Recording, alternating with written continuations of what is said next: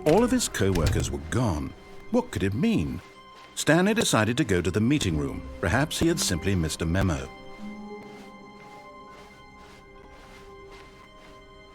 When Stanley came to a set of 2 open doors, he entered the door on his left.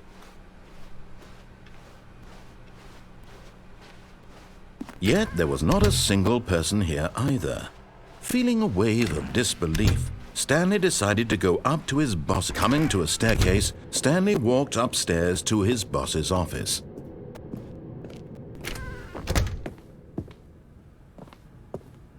Okay, I think we all know the drill by now. Blah, blah, blah. Dark secrets, the keypad. Stanley pushes some buttons. Oh, hey, look, it's a new passageway. Quelle surprise.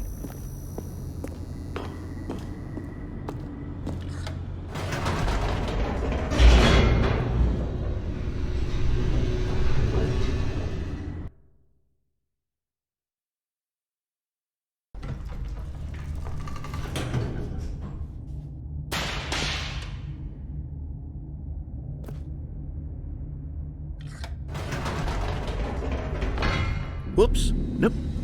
Never mind. Stanley actually got back into the elevator and went back up. Silly me. Why did Stanley do that when he knew that it would just lead back to his boss's office? Well, that's a great question. I just can't wait to find out.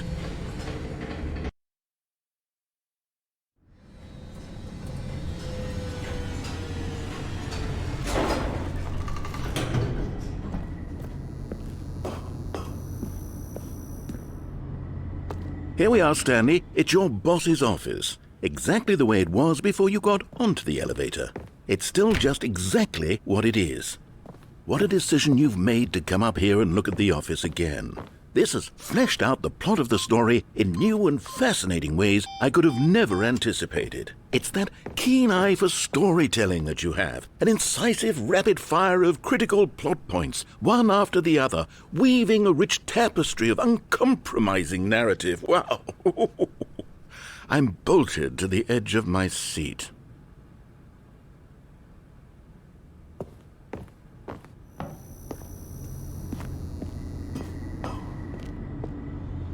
Incredible.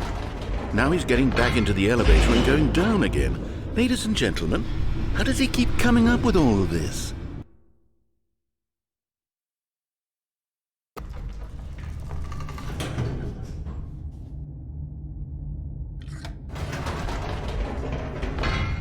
Did you think we were going to go forward down the spooky corridor? No. It's time once again to go back up in the elevator. I can't even begin to grapple with what might be up there. Is it the boss's office again? Or what if it's the boss's office this time? The suspense is killing me.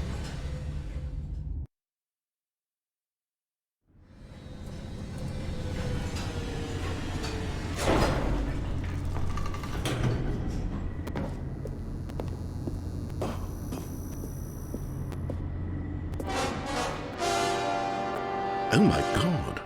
It's the boss's office. This absolutely changes everything for me.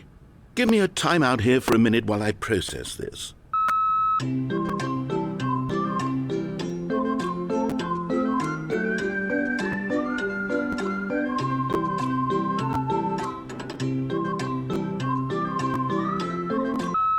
Okay, I'm ready. I'm prepared to embrace this stunning revelation and to move forward with... No, wait. No, I need more time to process.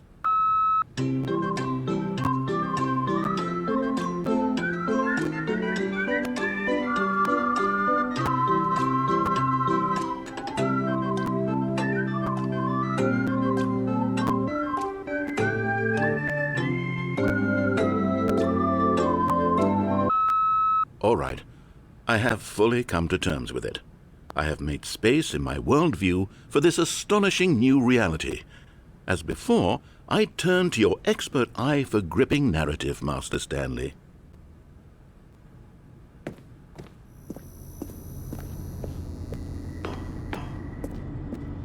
Of course, going back down in the elevator.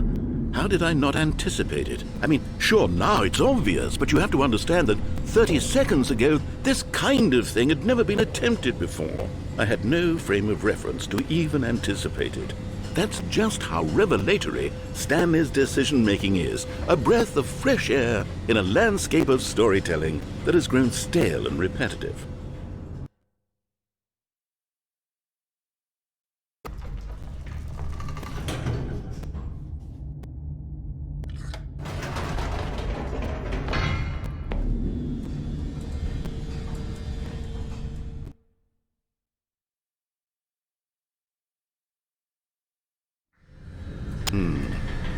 You know what? I've just thought of something. Hold on, let's stop for a moment. Don't you realize? It's the anticipation, Stanley. You and I, we have no way of knowing what will be at the top of this elevator. But the suspense, the agony of waiting and anticipating and having to guess, that's the real thrill. Oh, I simply don't want to let that feeling go. It's so precious, so fleeting. Why don't we take this elevator ride nice and slow? There we go. Isn't this so much more exciting? You know, Stanley, it seems like nowadays the only thing that audiences want is to be shocked as loudly and frequently as possible. They want big, explosive moments flung right in their faces from the very moment that things get started. But where's the tension? Where's the trust in the audience to build a slow and nuanced appreciation for the story, the characters? Why aren't we given time to imagine the surprises, to have to think and to anticipate and then to marvel at the eventual reveal? This is storytelling, Stanley. What you and I are doing right now. This is the most exciting narrative to be developed in years, and it's really all because of you. You're the one who took this bold step of revisiting the exact same locations over and over. Truly, I mean it. This is unique and different. It's not like anything else out there. You see, I want stories that surprise me, Stanley. I want to have to think. I want to be engaged and not pandered to. We're being fed such unimaginative drivel all the time, and we all know it, which is why we're so starved for content that makes us feel sharp and vital and alive. That's why people like you so much, Stanley, because you're not afraid to spit in the face of tradition. You're a role model, you know? People look up to you. Which is why, though I didn't know when to spring this on you, but, well, I've gathered a little press conference for you, so that you can talk about your work and your storytelling and your life. Yes, I know you're not much for the public eye, but I thought it would especially mean a lot to the people who have been following you from the beginning. They really look up to you, Stanley. I don't know if you realize the impact you have on them. This is the kind of gesture that might leave a tremendous impact on them for the better. Oh, good, we're here.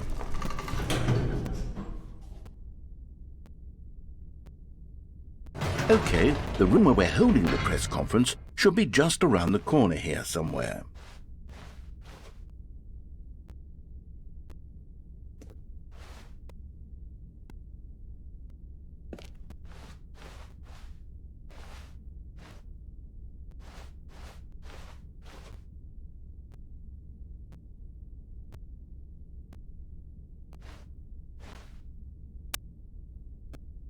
Ah, yes, here it is, just through this door.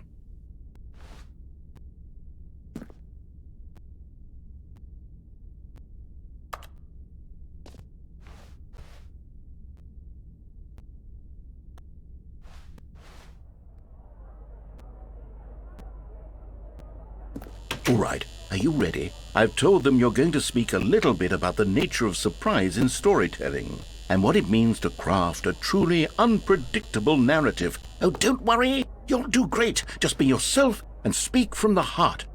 I'm really proud of you, Stanley. Okay, it looks like they're ready for you.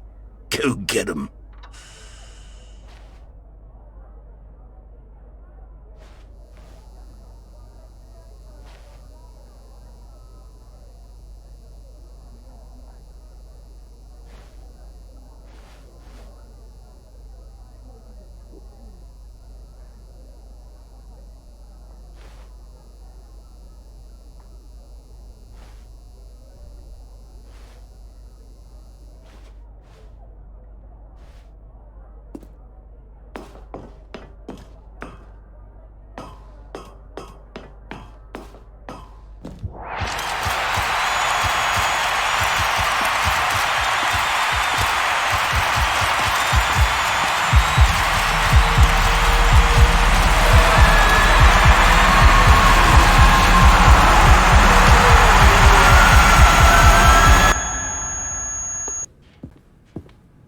Stepping into his manager's office, Stanley was once again stunned to discover not an indication of any human life. Crushed, but Stanley guessed the correct code by sheer luck. Was it that the bucket knew all along? Was the bucket guiding him? Yes, this is certainly the most logical explanation.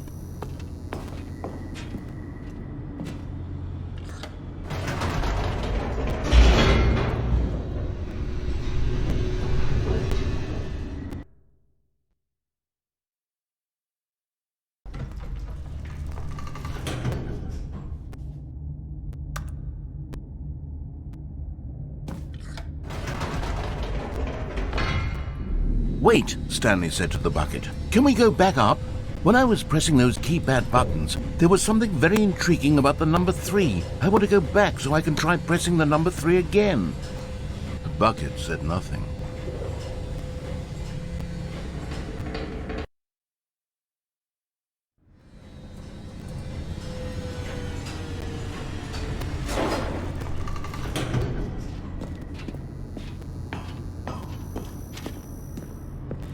"Here we are," said Stanley. "Now I'm going to try out that number 3 button." He took the bucket over to the keypad and began absolutely slamming on the number 3 over and over and over. "Wow," he said. "The number 3 is such a special button. I'm having the time of my life." Stanley looked expectantly at the bucket, but the bucket remained silent. This was a shock to Stanley, who had always felt such a connection with the bucket.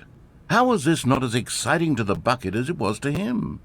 Once Stanley had had enough of the number 3, he got back in the elevator.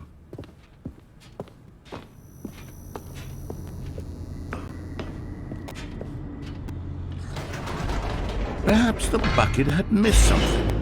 Perhaps it had not seen how much joy Stanley got from slamming the number 3 repeatedly.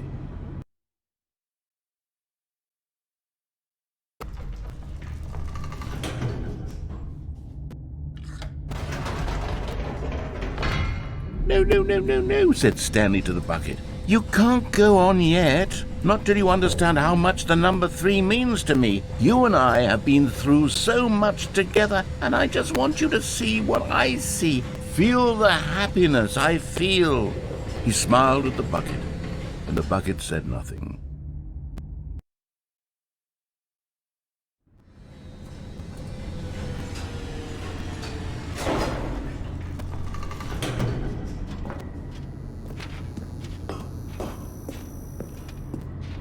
"Here we go," said Stanley. "This time I'll really show you." He ran to the number 3 and began to wail on it like a musician on a beloved instrument, weaving a concerto of truth and passion. He wielded the number 3 like a fine artist would wield a paintbrush. He told stories through the number 3, stories of his dreams and hopes and fears, and the whole time he looked to his bucket for a reaction of some kind. Anything to let him know that the bucket appreciated what he was doing. The bucket conveyed absolutely nothing at all, only silence. Crushed by a wave of dejection, Stanley returned to the elevator.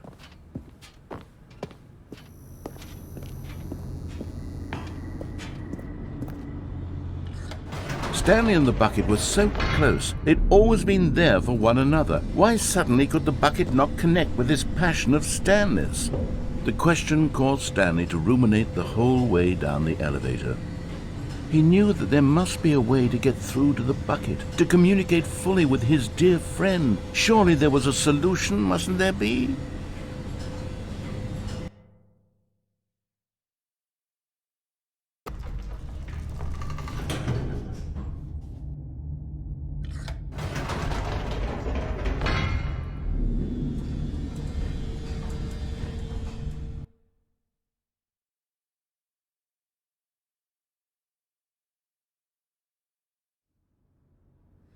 "Ah," said Stanley, "I know what to do.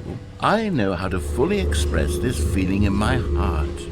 He decided right then and there that he would hold a press conference where he would speak to the public on all matters relating to pressing the number 3 over and over. He would elaborate fully on what the number 3 meant to him and why he felt so alive when pressing it. Then the bucket would be able to see his joy through the eyes of others. It would get to see the world react to this discovery of Stanley's. And it would be through the public eye that the bucket would finally understand Stanley's work. For months, he advertised and marketed his press conference, building excitement around it, developing and rehearsing it, until it couldn't be refined a single measure further. When the big day arrived, Stanley was as prepared as he'd ever been for anything in his life.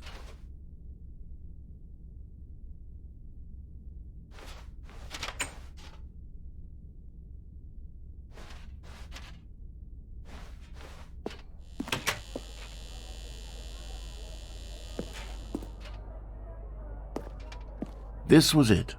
One last chance to win the bucket over. One opportunity to share a true connection with a loved one.